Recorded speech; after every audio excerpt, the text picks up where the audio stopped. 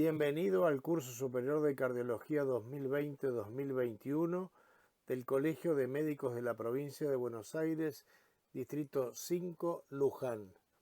Mi nombre es Daniel Piñeiro y en esta primera clase enfocaremos nuestra atención en la valoración clínica del paciente con posible enfermedad cardiovascular.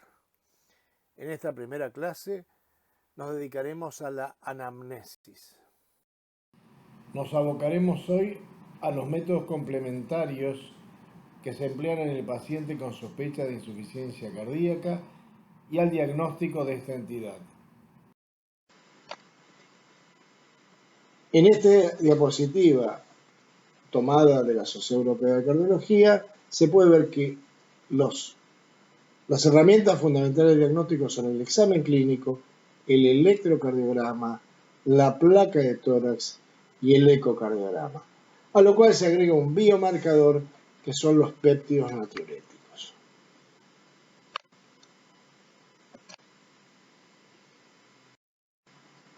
Veamos la placa de tórax.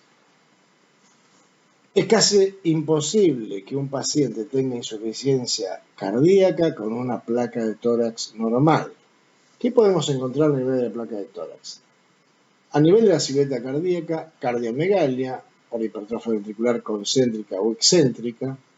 Los hallazgos pulmonares pueden ser normales o puede haber signos de congestión venosa pulmonar con cefalizaciones y flujo hacia las zonas superiores del tórax, edema intersticial, derrame pleural, particularmente el lado derecho, líneas B de Kerley, hiperlucidez de los campos pulmonares, signos de infección o de filtración pulmonar.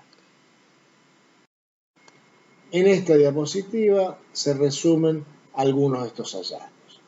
Fíjese en azul el flujo hacia las zonas superiores del tórax, la presencia de derrame pleural, la presencia de líneas B de Kerley, que es debido a edema intersticial, que son perpendiculares a la pleura, la presencia en verde de un derrame cisural, la cardiomegalia y el aumento de los cilios pulmonares y del líquido en general que hay en el intersticio pulmonar. Acá tenemos un ejemplo de un paciente con cefalización del flujo, con líneas B de Kerley señaladas por las flechas en blanco y con cardiomegalia evidente. De modo tal que puede afirmarse que la radiografía de tórax simple, fundamentalmente el par radiológico, tiene un valor diagnóstico importante en la insuficiencia cardíaca.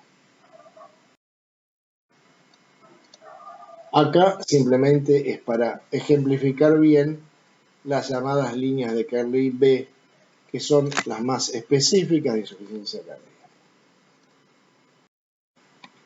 El electrocardiograma de 12 derivaciones también es sustancial. Tampoco vamos a ver insuficiencia cardíaca con un electrocardiograma totalmente normal. ¿Qué podemos encontrar?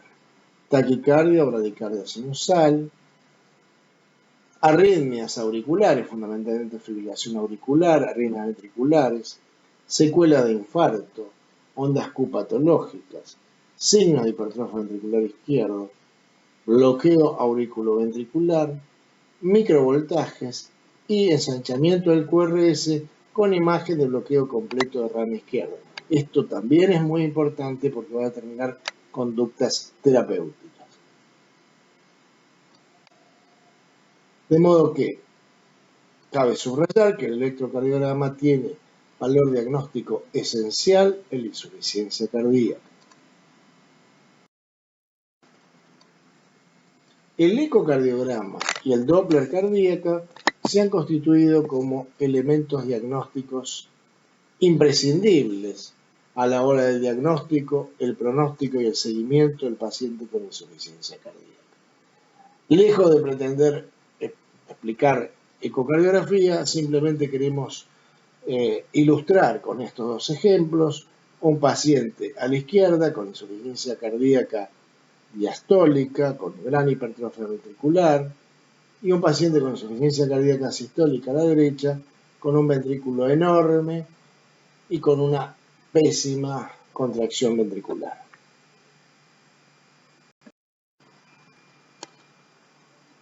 La introducción de nuevos métodos como el eco tridimensional que se ve a la izquierda y la posibilidad de determinar la deformación del ventrículo izquierdo como se ve a la derecha, agregan información sensible en el diagnóstico de insuficiencia cardíaca, pero este tipo de elementos deberán ser juzgados en conjunto con el especialista cardiólogo.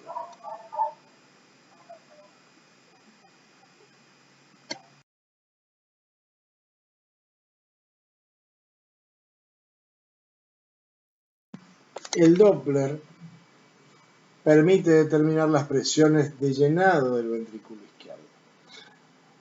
Lejos de hacer una explicación profunda de estas variables, como clínicos debemos pedirle al ecocardiografista que nos diga si las presiones de llenado del ventrículo izquierdo de un paciente determinado es normal o está aumentada. De modo tal que el ecocardiograma Doppler es básico junto a la clínica, la placa de tórax, el electrocardiograma y los biomarcadores como el BNP para el diagnóstico de insuficiencia cardíaca.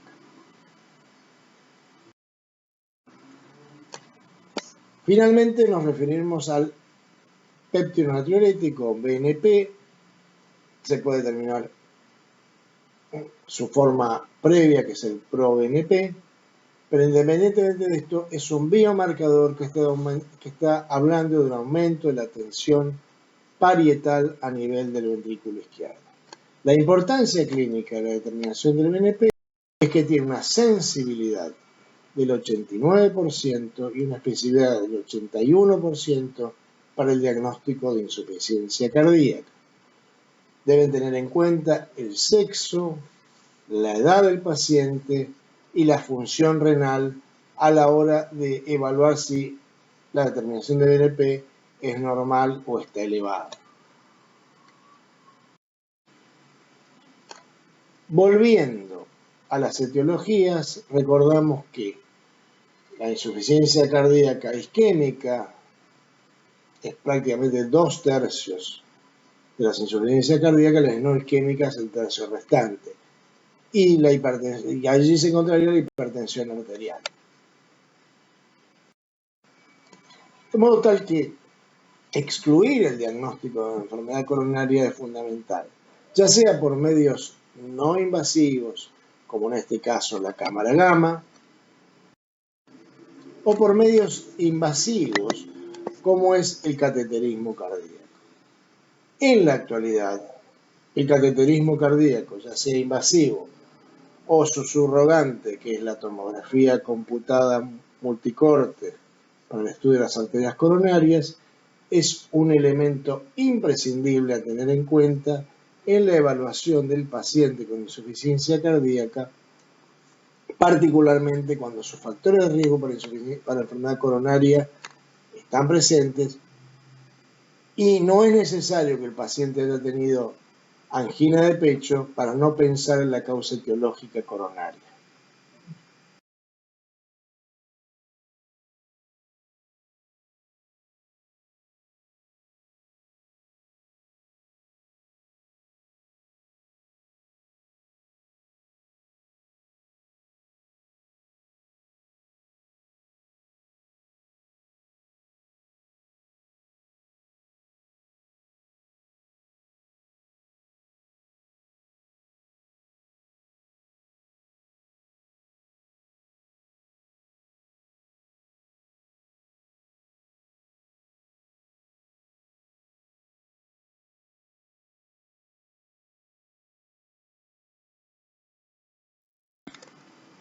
En esta diapositiva se resumen las recomendaciones de la Sociedad Europea de Cardiología.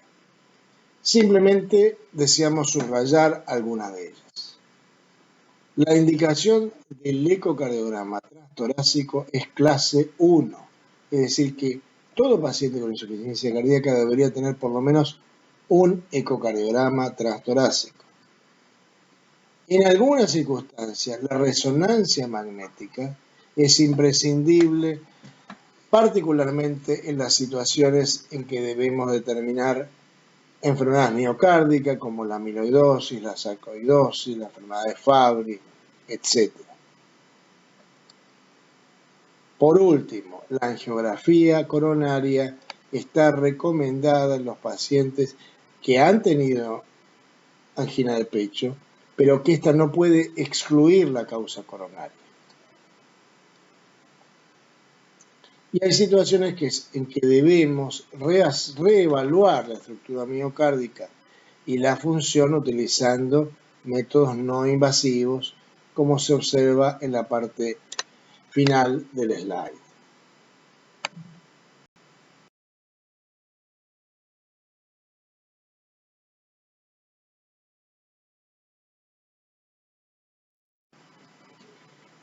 Veamos aquí las recomendaciones en cuanto a métodos complementarios.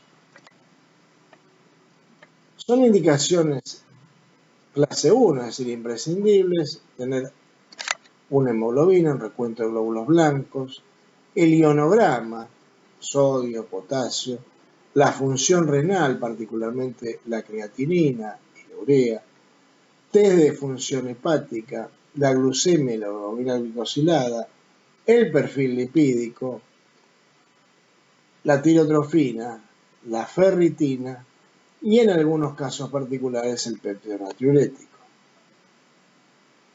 El electrocardiograma y la placa de tórax son, como observamos, recomendaciones clase 1, es decir, imprescindibles.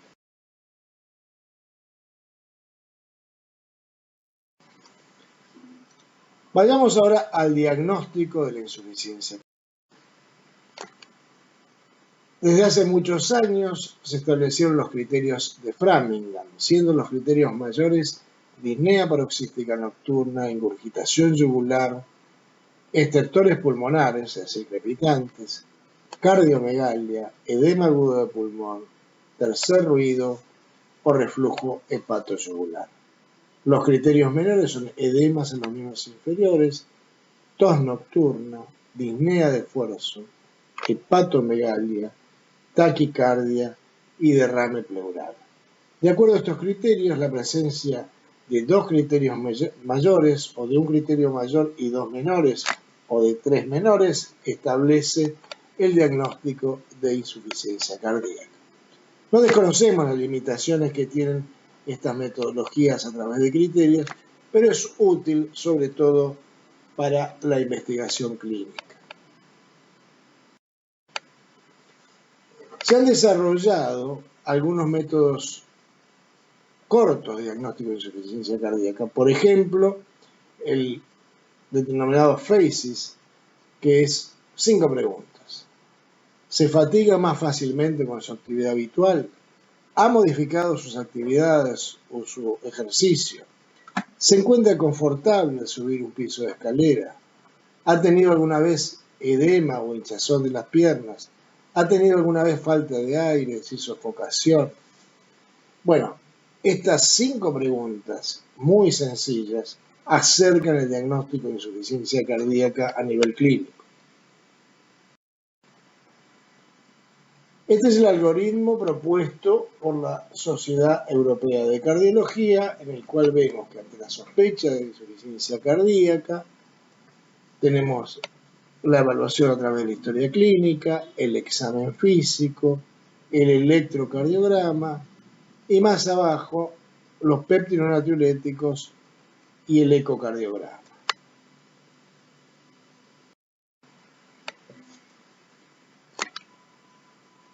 Desde hace ya 15 años se ha establecido un método de estadios de la insuficiencia cardíaca. El estadio C es el paciente que tiene daño estructural y tiene el síndrome de insuficiencia cardíaca. El estadio D es la insuficiencia cardíaca refractaria. Pero deben reconocerse los estadios A y B. El estadio A es un paciente que tiene alto riesgo para desarrollar insuficiencia cardíaca, pero que no presenta cardiopatía estructural. ¿Y quiénes son esos pacientes? Simplemente tener hipertensión arterial, enfermedad coronaria, diabetes, recibir drogas cardiotóxicas o tener una historia familiar de miocardiopatía, habla de un riesgo de tener insuficiencia cardíaca en el futuro. Y esto se incrementa, y pasamos al estadio B, cuando se agrega daño estructural aún en ausencia de síntomas. Por ejemplo, un paciente que ha tenido un infarto o una valvulopatía asintomática o una disfunción sistólica asintomática. De modo tal que, desde el punto de vista clínico, simplemente un ejemplo, un paciente con hipertensión arterial sin hipertrofia ventricular izquierda ya está en un estadio A de insuficiencia cardíaca, es decir, que ya tiene un alto riesgo para desarrollarla.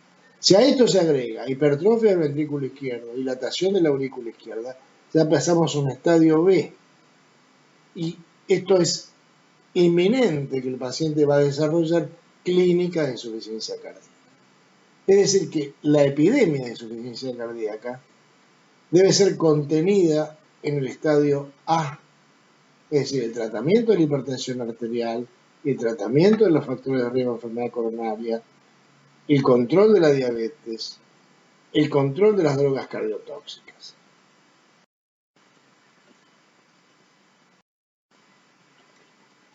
Así que podemos definir actualmente a la insuficiencia cardíaca como una entidad caracterizada por presencia de condiciones de alto riesgo, alteraciones estructurales y el síndrome clínico de incapacidad de los ventrículos para inyectar la sangre o para llenarse. Esta es una visión mucho más global de la insuficiencia cardíaca y tenemos la convicción que esta visión más global, que comprende la evaluación clínica del paciente, es la única que podrá detener el aumento de incidencia y prevalencia de la entidad. De modo tal que el síndrome de insuficiencia cardíaca es la punta de un iceberg en el cual la cardiopatía estructural y algunos factores de riesgo son la parte más importante, es la parte a la cual el clínico tiene que acceder y tratar. En esta diapositiva tomada de la Sociedad Europea de Cardiología, se puede ver que las herramientas fundamentales de diagnóstico son el examen clínico, el electrocardiograma, la placa de tórax y el ecocardiograma, a lo cual se agrega un biomarcador que son los péptidos natriuréticos.